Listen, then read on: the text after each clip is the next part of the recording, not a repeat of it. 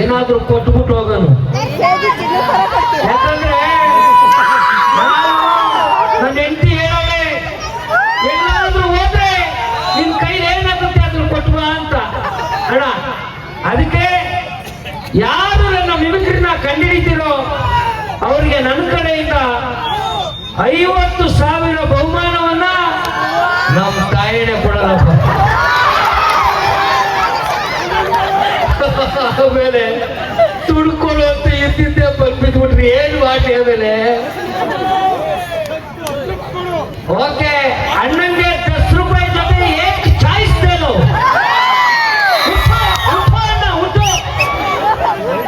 ಈಗ ಅಕ್ಕ ಒಂದ್ 2 ಮಿಮಿಕ್ರಿ, ಒಂದ್ 3-4 ಮಿಮಿಕ್ರಿ ಮಾಡ್ತೀನಿ. ಮಕ್ಕಳು ಫಂಕ್ಷನ್ ಐತೆ ಏನ ಕಡೆ, ಒಂದ್ 2 ನಿಮಿಷ ಏನ್ ಅಭ್ಯಂತರ ಇಲ್ಲ ಅಂತಾನೆ.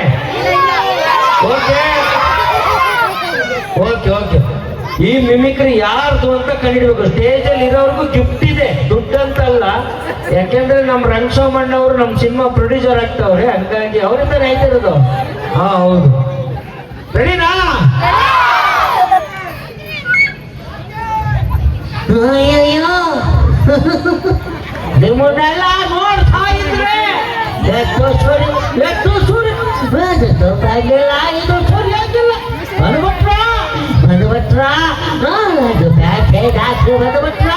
ನೀವಾಗ್ತಾನು ಸೊಕ್ಕಲ ಸಾರಿ ಅಂದ್ರೆ ಸೊಬ್ಬಟೇನ ಬಿಡಬಡ್ತೀವ ಬಿಟ್ಬಿಡ್ತೀವ.